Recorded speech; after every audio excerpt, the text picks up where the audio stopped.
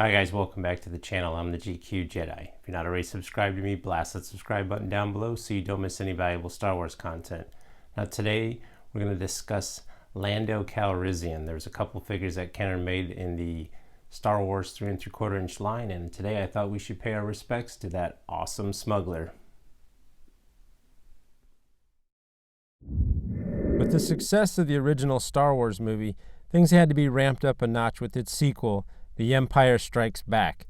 New worlds, new problems, and new characters were added to the story. One such notable and memorable character was Han Solo's dashing, gambling scoundrel buddy, Lando Calrissian. The introduction of Lando to the story of Han, Luke, and Leia was a big deal as this character impacted the direction of these beloved characters, and even Lando had a great story arc when all the Tabana gas had settled. It's obvious that Lando Calrissian is a great guy with a huge heart and a welcome addition to the Star Wars galaxy. I think everyone loves Lando. I know I do. What's not to love about the guy?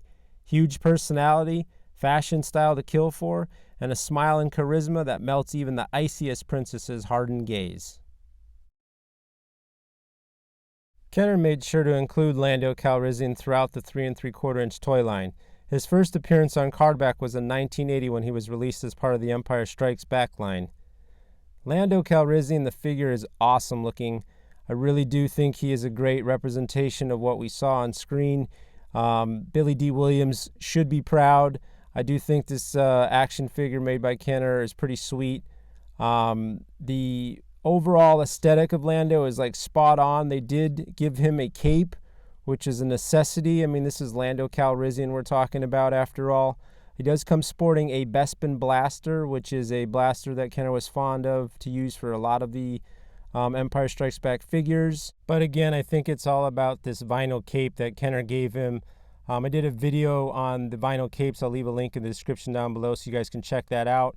Lando does have a variant. The one on the left is the smiling Colgate crest, smiling Lando, the one that I think most people prefer. It's the way we see Lando when we think of him in our mind's eye, a smiling guy.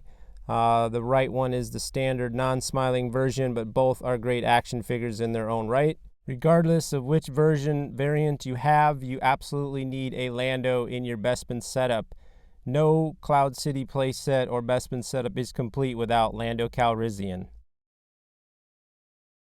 Luckily for audiences, Lando Calrissian joined our heroes once more when he showed up at Jabba's palace in Return of the Jedi as part of Luke's plan to rescue Han Solo. Packaged on a cardback and released in 1983, Lando Calrissian Skiff Guard disguise is an extra cool action figure since he was one of the first figures alongside Leia and Boushh disguise to feature a removable helmet. Kenner once again knocks it out of the park when creating a Lando Calrissian action figure, this time in the Skiff Guard disguise. He looks awesome. There's a lot of really sweet detailing that's part of this figure. The likeness of Lando is really good, actually. I think this may be a little better version than the previous Empire Strikes Back 1980 version of Lando. I think the face is just a little I don't know, it just looks a little better. A great figure all around. The removable helmet for me is the clincher. That's what seals the deal on this being an awesome action figure. The addition of removable helmets to the Kenner line is simply marvelous in my opinion. The helmet could have been a fixture, non-removable, like let's say Endor Luke, for example. He does come with a Vibro Axe, which is an accessory for some of the other Jabba goons.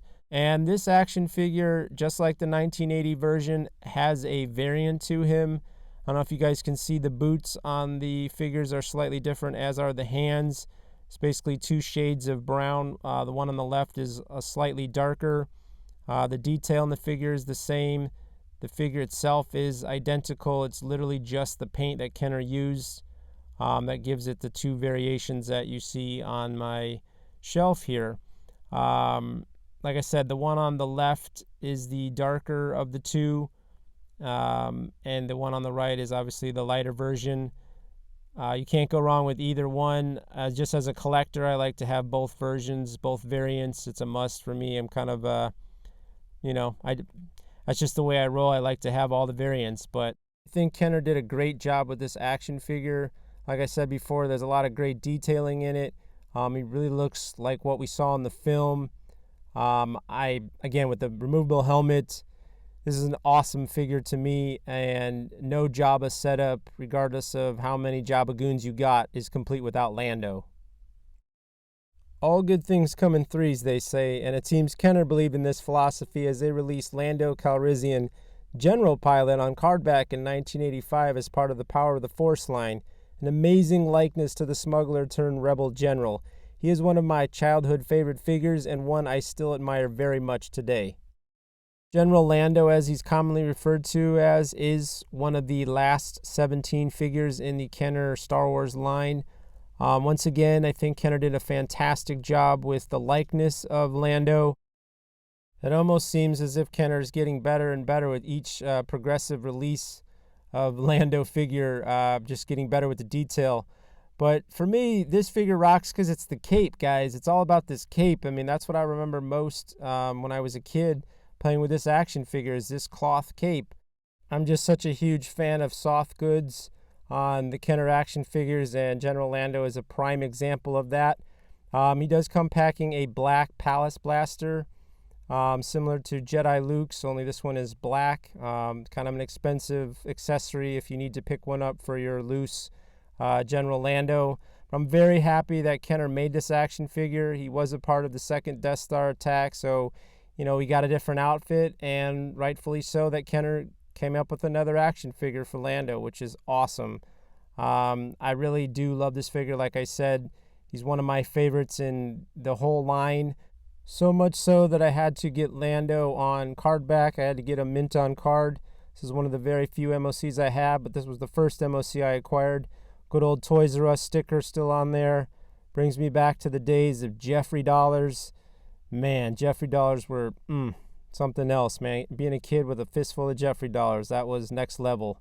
But I love this action figure, guys. Simply one of the coolest in the line for me personally, and I'm happy to have him in my collection. Just want to give a shout out to my boys in the UK, especially Rebels77 on Instagram. What's up, mate? If you guys enjoyed this video, give that like button a thumbs up because it does help out the channel. And if you've not done so, blast that subscribe button and hit the notifications bell so you don't miss any valuable Star Wars content. And remember, collect or collect not, there is no try.